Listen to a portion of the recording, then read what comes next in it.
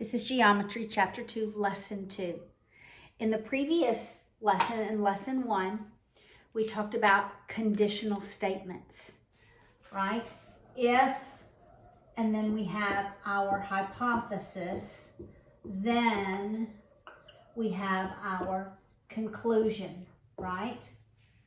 This is if A, then B. In a Euler diagram, it was if A, the hypothesis, goes in the small circle, then B, the conclusion, goes in the outer circle. In Lesson 2, we're dealing with a particular type of conditional statement. And we're going to look particularly if, remember I said we had to look at the truth value, because sometimes we can say if A, B, but we cannot say if B, then A, right? So we have to consider the truth value. Like if I were to say if it's a bird, if it's a robin, we'll say if it's a robin, a particular type of bird, if it's a robin, then it's a bird. That is true, right? Because all robins are birds. But I can't swap those and the statement be true. If it's a bird, then it's a robin. That's not true. Why? Because it could be another type of a bird. It could be a cardinal, right? It could be a blue jay. There are other types of birds. So you have to look at the truth value of those statements. With definitions, we can write those statements both ways. They're called converse. Like, let's look at this. What's the definition of a triangle?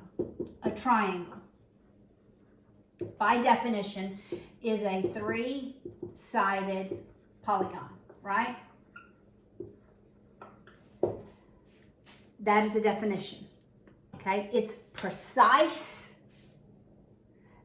Triangle only goes with three-sided polygon. Three-sided polygon only goes with triangle,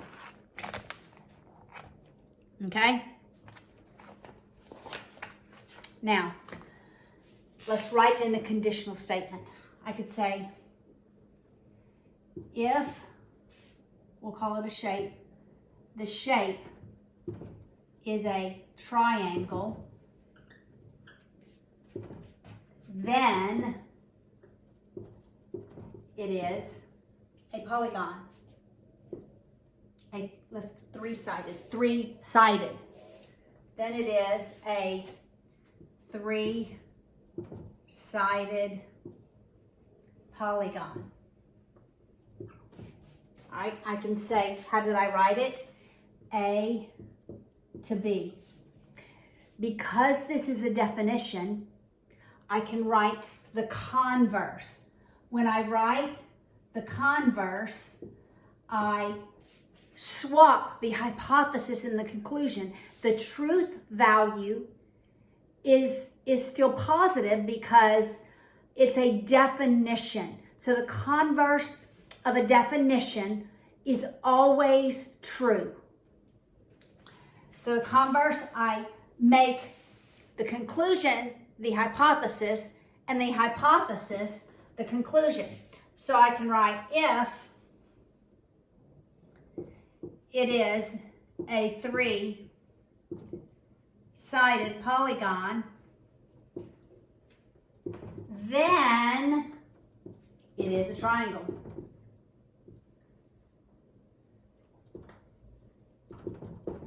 Okay? It is a triangle. That's the converse. So the converse of any statement is where I take, here's my hypothesis, here's my conclusion, right? I take the conclusion first and I take the hypothesis second. And the truth value remains as long as my conditional statement is a definition.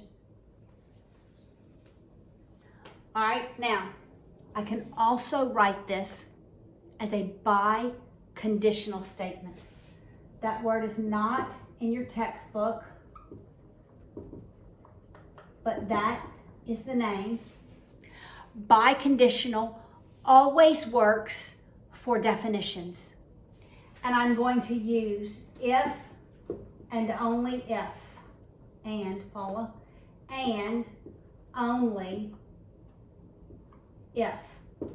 But if and only if abbreviated is IFF.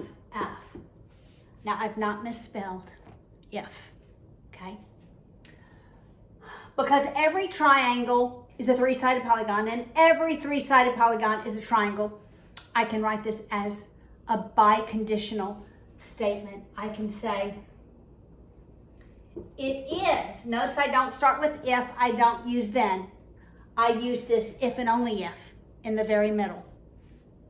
All right, it is a triangle if and only if it is a three-sided polygon.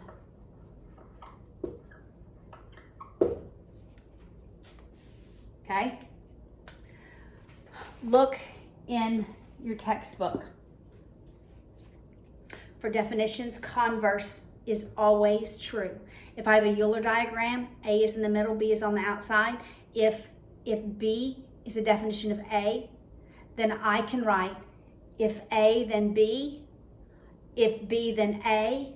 I could write A if and only if B.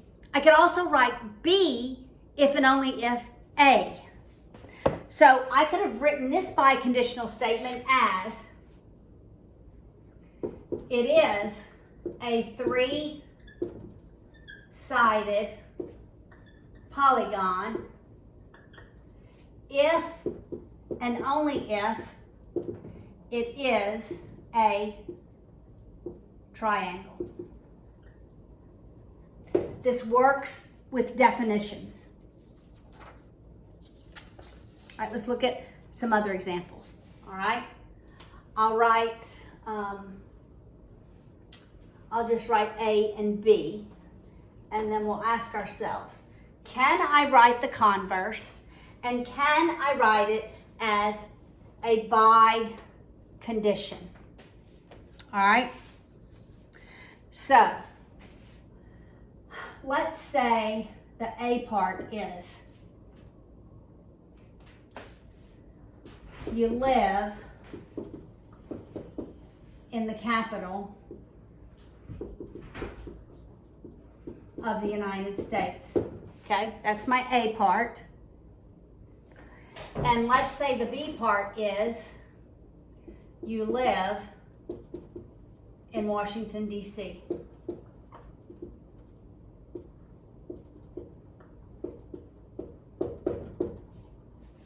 Are those definitions of one another? Is it true?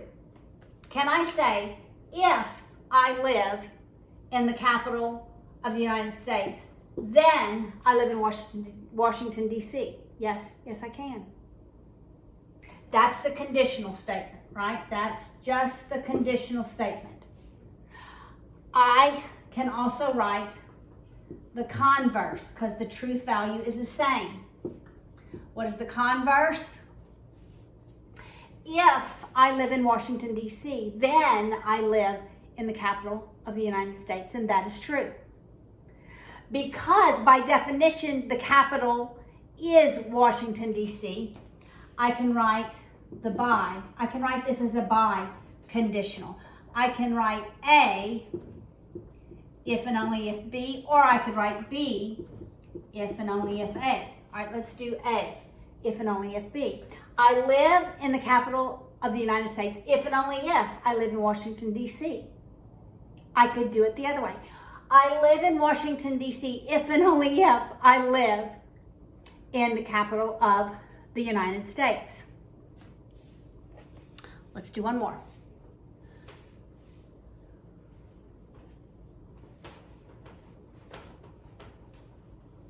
All right. Let's say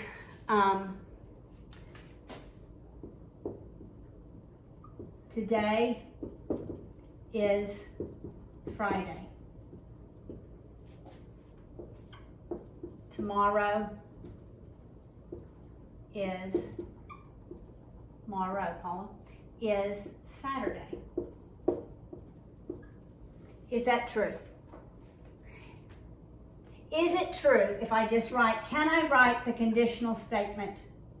If A, then B. If today is Friday, then tomorrow is Saturday. Yes, that is true. Because these days, by definition, follow each other in the week. I could write the converse. B to A. If tomorrow is Saturday, then today is Friday. Yes, that is true. Because by definition, Saturday follows Friday. I could write this as a bi-conditional. A, if and only if B. I could also write B, if and only if A. All right? Today is Friday, if and only if tomorrow is Saturday. Well, that is true. Tomorrow is Saturday, if and only if today is Friday. And that is true. All right, so that is what this lesson is about. Definitions. And knowing that if A and B define one another, then we can write the converse, and the value of the converse, the truth value, be positive. It can be true, yes, because it's by definition. And we can write them as bi-conditional. All right, look at problem 1 on page 47.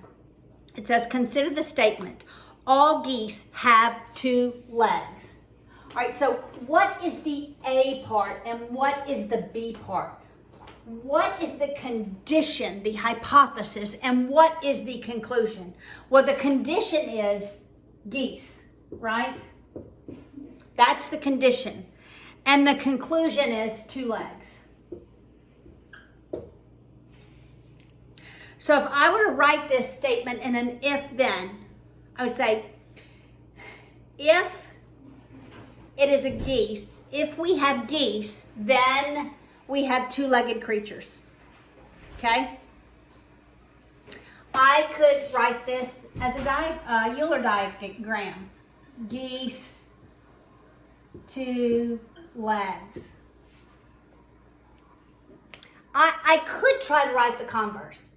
If the animal has 2 legs, then if the animals have 2 legs, then they are geese. But is that true?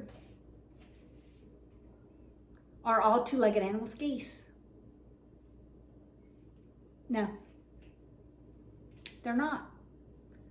So there are exceptions to it. So the converse is not a true statement, because the geese, yes, have 2 legs, but there's more animals that have 2 legs. Okay? It's got to be a broader definition. It does not always follow that the converse is true.